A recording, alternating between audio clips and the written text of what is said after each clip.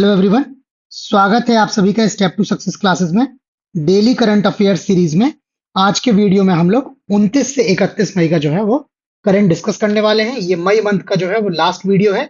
इसके बाद एक कोशिश करेंगे कि आपको मई मंथ का पूरा वीडियो प्रोवाइड करें, ताकि एक ही वीडियो के माध्यम से आपके पूरे माह का करंट जो है वो रिवाइज हो जाए, परीक्षा में आपको आसानी रहे। क्वेश्चन है, भारतीय आर्म रेसलरों ने, ठीक है, आर्म रेसलर्स को आप हिंदी में जो पंजेबाज होते हैं, जो पंजा लड़ाते हैं, उनको बोलते हैं। तो उन्होंने 2024 एशियाई आर्म रेसलिंग चैंपियनशिप में कुल कितने पदक जीते हैं? ये जो चैंपियनशिप हुई है, इसमें आर्म रेसलिंग और पैरा आर्म रेसलिंग, ये दोनों चैंपियनशिप हुई हैं, और दोनों में मिला के कुल कितने पदक जीते हैं? 7 पदक, 8 पदक, 9 पदक और 10 पदक। तो इसका सही जवाब ऑप्शन ए है।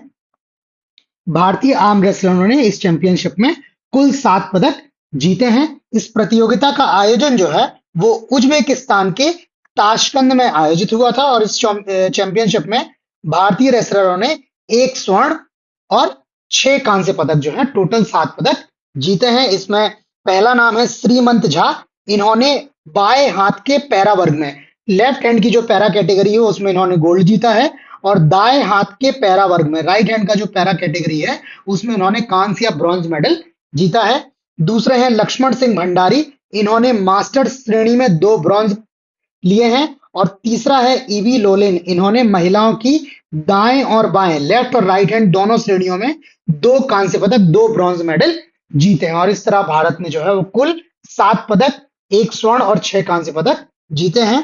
और बात करें भारत की, तो भारत में people arm wrestling federation India, PAFI, ये एशियाई आर्म रेसलिंग फेडरेशन और वर्ल्ड आर्म रेसलिंग फेडरेशन से संबद्ध शीर्ष भारतीय संगठन है। ये जो है वो कोऑर्डिनेशन का काम देखता है। ठीक है, अगला क्वेश्चन है हमारा, अग्निकुल कॉस्मस ने किस रॉकेट को सफलतापूर्वक लॉन्च किया है? ऑप्शंस हैं अग्निबाण सब orbital rocket, Agnibaan orbital rocket, Agnibaan hypersonic rocket और अग्निबाण इंटरप्लेनेटरी रॉकेट। तो इसका सही जवाब जो है वो ऑप्शन ए है। ये जो स्टार्टअप है उसका नाम है अग्निकुल कॉस्मस, और इन्होंने अग्निबाण सब ऑर्बिटल रॉकेट जो है अभी सफलतापूर्वक लॉन्च किया है। इसकी काफी चर्चा है। ये जो अग्निकुल है, ये IIT Madras incubated space startup है। ठीक है, इसका जो इंक्यूबेशन हुआ है वो IIT मद्रास में हुआ है, और इन्होंने जो सतीश धवन अंतरिक्ष केंद्र है उसमें इन्होंने अपने निजी लॉन्च पैड से इस रॉकेट को सफलतापूर्वक जो है वो प्रक्षेपित किया है। प्राइवेट प्रक्षेपण है ये। ठीक है, और ये अग्निबाण जो है, जो रॉकेट का नाम है अग्निबाण, ये सब orbital technology demonstrator Agnilet engine द्वारा संचालित एक सिंगल स्टेज लॉन्च व्हीकल है। ठीक है, ये जो अग्निबाण है ये एक लॉन्च व्हीकल है, और ये जो है सिंगल स्टेज लॉन्च व्हीकल है, और इसका जो इंजन है वो अग्निलेट इंजन है। तो आपके लिए ये भी इंपॉर्टेंट है कि इंजन का नाम क्या है। इन्होंने इंजन का नाम जो रखा है वो अग्निलेट इंजन रखा है। ये यहाँ पे फोटो लगी हुई है रॉकेट की इनके। थोड़ी सी बात हम अग्निलेट इंजन की भी कर लेते हैं। ये अग्निलेट इंजन जो है वो दुनिया का पहला सिंगल पीस, ठीक है, ये 1 पीस में है, 3D प्रिंटेड है ये, और ये सेमी क्रायोजोनिक रॉकेट इंजन है। ठीक है, ये क्या है? सेमी क्रायोजोनिक रॉकेट इंजन है, और ये लगभग 700 किलोमीटर की कक्षा में और 300 किलोग्राम तक के पेलोड को अंतरिक्ष में ये ले जा सकता है। उसको 700 किलोमीटर तक की कक्षा में जो क्या कर सकता है? स्थापित कर सकता है। और इस रॉकेट में तरल और गैस, लिक्विड और गैस प्रणोदकों के मिश्रण वाले अर्ध क्रायोजेनिक इंजनों का प्रयोग किया गया है। ठीक है, इसमें लिक्विड और गैस दोनों जो है वो मिश्रित प्रणोदक का जो है इस्तेमाल किया गया है, और इंजन जो है वो सेमी क्रायोजेनिक या अर्ध क्रायोजेनिक इंजन है। ये इंजन भी बहुत इंपॉर्टेंट रहेगा, आप इस इंजन के बारे में जरूर पढ़ लीजिएगा। अगर आप चाहें तो वीडियो को पॉज करके ये सारी डिटेल लिख सकते हैं। अगर आप लिखना नहीं चाहते हैं, इनको आप सॉफ्ट कॉपी में अपना पास रखना चाहते हैं, तो हम ये सारा जो कंटेंट डिस्कस कर रहे हैं वो PDF के फॉर्म में भी हम आपको प्रोवाइड करेंगे। उसके लिए हम आपको ये नीचे जो आप देखेंगे तो ये टेलीग्राम का, जो हमारे संस्थान का टेलीग्राम ग्रुप है, उसका यूजर नेम दिया है, नीचे संस्थान का व्हाट्सएप नंबर भी दिया है। इसके अलावा जो वीडियो डिस्क्रिप्शन है उसमें भी हमने टेलीग्राम का लिंक दिया है, तो आप इन किसी भी माध्यम से हमसे जुड़ के ये पीडीएफ भी ले सकते हैं, इनको आप सेव रख सकते हैं। ये पीडीएफ जो है वो मोबाइल फ्रेंडली है, आप इजीली इनको मोबाइल की स्क्रीन पे पढ़ सकते हैं, आपको पढ़ने में बहुत आसानी होगी। और इसमें जो जो महत्वपूर्ण तथ्य हैं उनको हमने ऑलरेडी इसमें हाईलाइट कर रखा है, ठीक है। तो ये समहाउ आपके जो है वो जो है रेडीमेड नोट्स की तरह ये आपको हम प्रोवाइड कर देंगे। अगला क्वेश्चन है, डीआरडीओ ने हवा से सतह पर मार करने वाली किस मिसाइल का सफल उड़ान परीक्षण किया है? ठीक है, ऑप्शन है ब्रह्मोस, निर्भय, पृथ्वी और रुद्रम 2। तो अभी हाल में डीआरडीओ ने रुद्रम 2 जो है, जो हवा से सतह में मार करने वाली मिसाइल है, इसका अभी इन्होंने सफल परीक्षण किया है। इसका जो परीक्षण किया गया वो भारतीय वायुसेना के जो SU-30 MK1 सुखोई 30 मार्क 1 जो है विमान है, ठीक है, उस जो लड़ाकू विमान है उसके थ्रू इसका क्या किया गया है, सफलतापूर्वक इसको दागा गया है। और इसके जो भी पैरामीटर्स थे, ठीक है, वो सारे इसने क्या है, फुलफिल किए हैं। मतलब ये पूरी तरह से सफल जो है प्रक्षेपण रहा है। ये रुद्रम 2 जो है वो भारत की पहली स्वदेशी रूप से विकसित एंटी रेडिएशन मिसाइल है, ठीक है। ये क्या है, एंटी रेडिएशन मिसाइल है जो ठोस प्रणोदक पर आधारित है और हवा से सतह पर मार कर सकती है। प्रणोदक वो होते हैं जो इनका फ्यूल होता है, जिसके बेसिस पे ये मशीन जो है रन करती हैं, ठीक है। तो ये सॉलिड इसमें जो है वो फ्यूल है और ये हवा से सतह पर, एयर टू सरफेस मिसाइल, ठीक है। अच्छा, ये एंटी रेडिएशन मिसाइल है तो इसका मुख्य कार्य जो है वो शत्रु देशों के रॉकेट वगैरह को, रॉकेट जो है या जो रेडियो फ्रिक्वेंसी वगैरह का यूज करते हैं उनको क्या करना है, डिटेक्ट करना है और उन क्षेत्रों पर क्या करना है, हमला करना है। तो इनका ये कार्य है, ये शत्रु देशों की क्या करेगी, कम्युनिकेशन जो सेटअप होंगे उनको ये टारगेट करेगी, उनको नष्ट करेगी। और इसको कई ऊंचाई से लॉन्च किया जा सकता है, इसको मल्टी लेवल हाइट से जो है लॉन्च किया जा सकता है। और यह 100 किलोमीटर से अधिक की दूरी से रेडार से सिग्नल प्राप्त कर सकता है। जो शत्रु देशों के रेडार है जहां पर, वहां से ये सिग्नल वगैरह ले सकता है और उनको क्या कर सकता है, टारगेट कर सकता है, ठीक है। तो ये भारत के डिफेंस में जो है एक नया एडिशन है और जो है भारत के डिफेंस को ये काफी मजबूत करेगा। अगला क्वेश्चन है, भारतीय राष्ट्रीय अभिलेखागार ने किस देश में प्रवासी अभिलेखों का पहला विदेशी डिजिटलीकरण किया है? डिजिटाइजेशन, ठीक है, डिजिटलीकरण किया है। ऑप्शन है संयुक्त अरब अमीरात, सऊदी अरब, ओमान और कतर।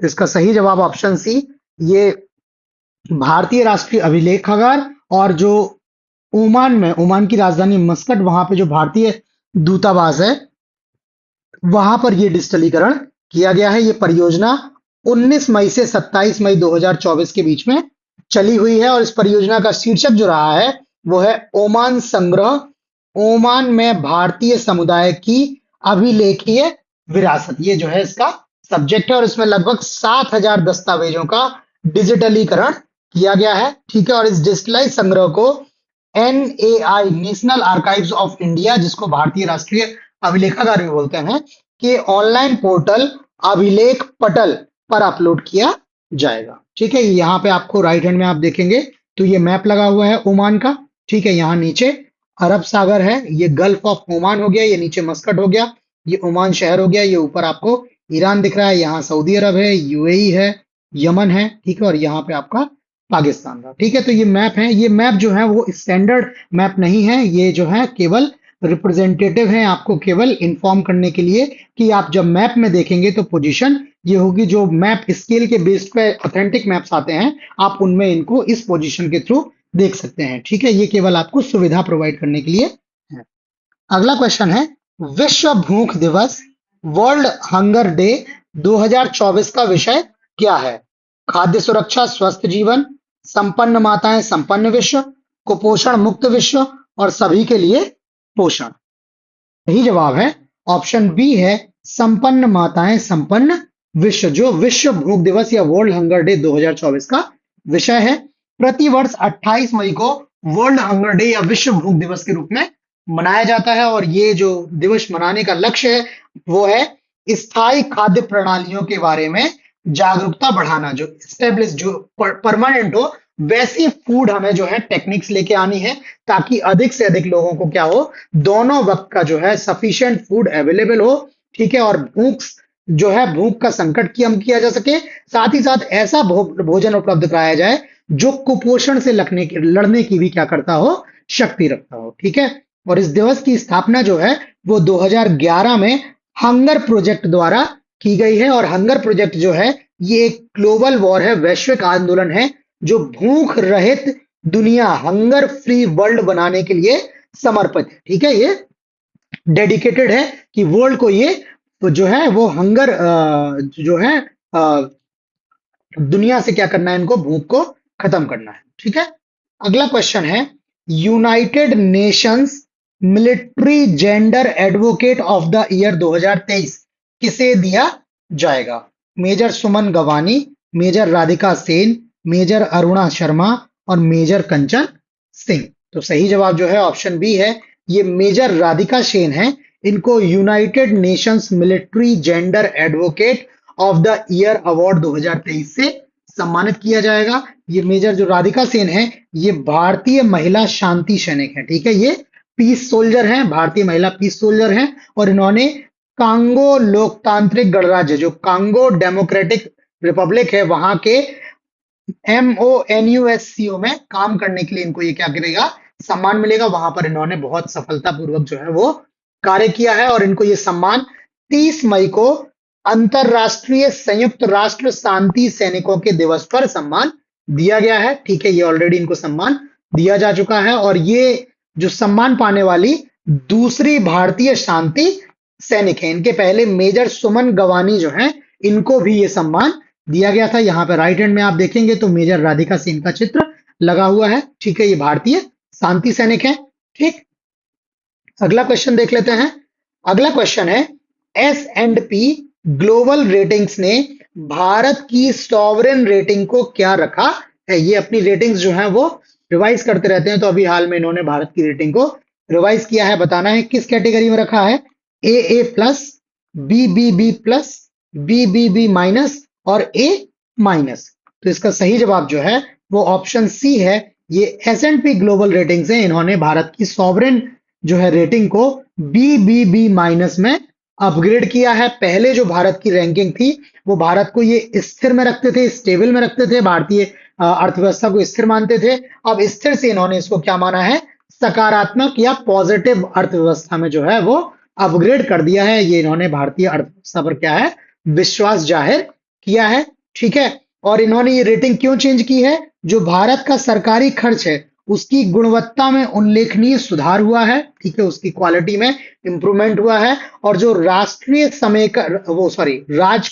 समेकन के लिए राजनीतिक प्रतिबद्धता, जो पॉलिटिकल विल है राजकोषीय समेकन को लेके, इन दोनों में कार्य को देखते हुए भारत के इन्होंने सकारात्मक दृष्टिकोण इन्होंने जो है वो बढ़ाया हुआ है, रेटिंग को रिवाइज किया है। और इसके साथ इन्होंने बताया है कि भारत का जो सामान्य सरकारी घाटा है वो वित्त वर्ष 2024-25 के 7.9% से घटकर 27-28 तक 6.8% हो जाएगा। ये भी इन्होंने संभावना जाहिर की है। इसके अलावा इन्होंने बोला है कि अगले 3 वर्षों में भारतीय अर्थव्यवस्था लगभग 7% प्रतिवर्ष की दर से आगे बढ़ेगी। 7% का ग्रोथ रेट, जो GDP ग्रोथ रेट है इंडिया का, वो 7% रहेगा। ये भी इन्होंने आंकड़ा दिया हुआ है। तो ओवरऑल जो है वो चारों तरफ से भारतीय अर्थव्यवस्था को लेकर काफी सकारात्मक रुख है विश्व का। ठीक है,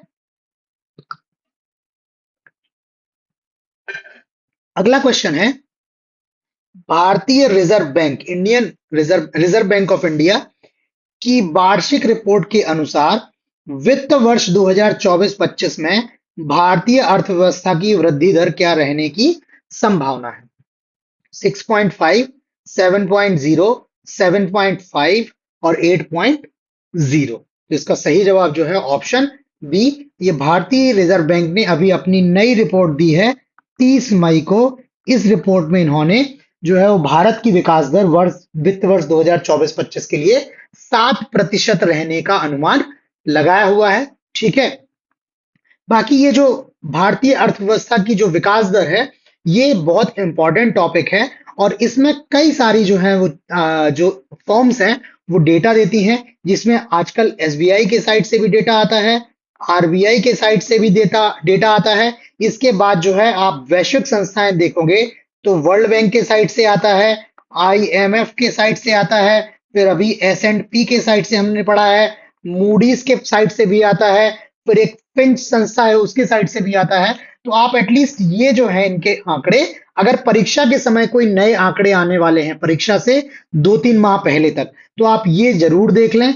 ठीक है, ये आपके लिए बहुत महत्वपूर्ण है क्योंकि इससे रिलेटेड क्वेश्चन जो है वो ज्यादातर पूछा जाता है। इसके अलावा आप जो और देखेंगे तो एक आपका होता है रेपो रेट, ठीक है, एक आपका होता है रिवर्स रेपो रेट, ठीक है, उसके बाद एक आपका होता है बैंक रेट, एक आपका होता है एसएलआर।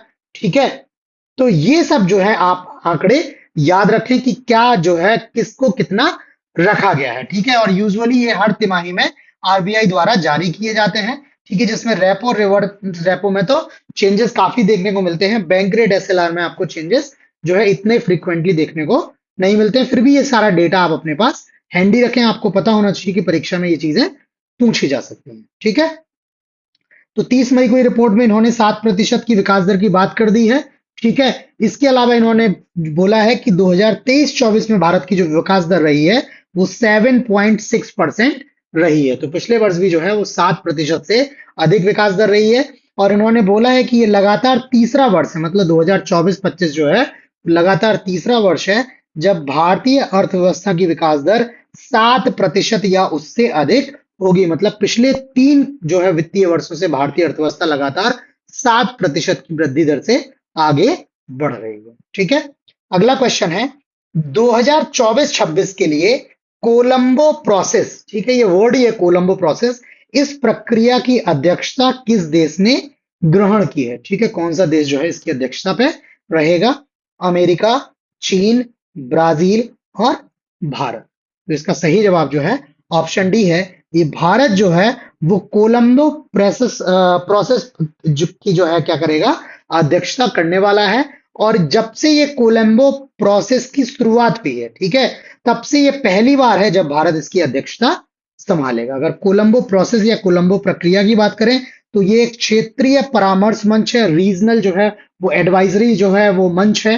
ठीक है, जिसमें दक्षिण और दक्षिण पूर्व एशिया के 12 सदस्य देश शामिल हैं। ठीक है, और इसका जो कार्य है वो क्या है? विदेशों में रोजगार के प्रबंधन, management of employment in foreign countries, और प्रवासी श्रमिकों की सुरक्षा।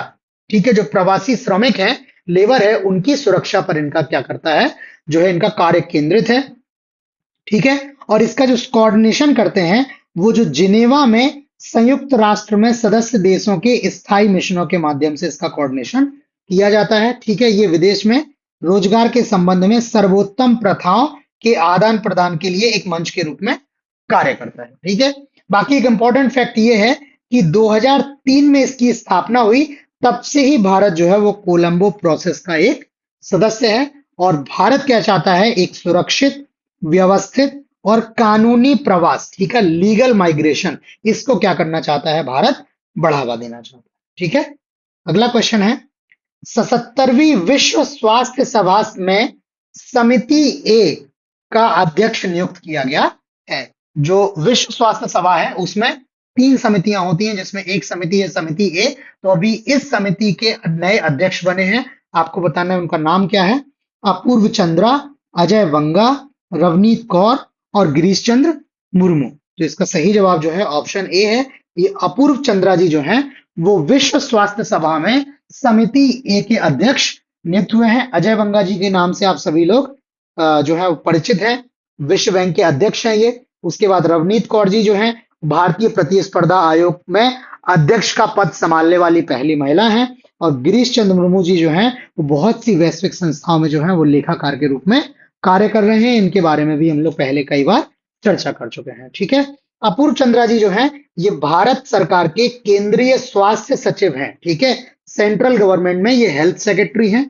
ठीक है, और ये 27 मई से 1 जून तक जिनेवा में ये सभा आयोजित होने वाली है। ठीक है, जिसमें अपूर्व चंद्रा जी जो हैं वो अध्यक्ष रहने वाले हैं। और भारत इसमें क्या है, जो है इसमें अध्यक्षता करने वाला है। ठीक। और जो 3 समितियों की हमने बात की थी, तो इनकी 3 समिति है। पहली समिति का नाम है प्लेनरी, दूसरा है समिति ए और तीसरा समिति बी। अब चूंकि अपूर्व चंद्र जी जो है वो भारतीय हैं, भारत सरकार का प्रतिनिधित्व कर रहे हैं, ठीक है, और अध्यक्षता भारत कर रहा है, तो इस हिसाब से ये जो है वो महत्वपूर्ण क्वेश्चन आपके लिए हो जाता है। अगला क्वेश्चन है, CCRAS द्वारा हाल में शुरू की गई पहल का नाम क्या है?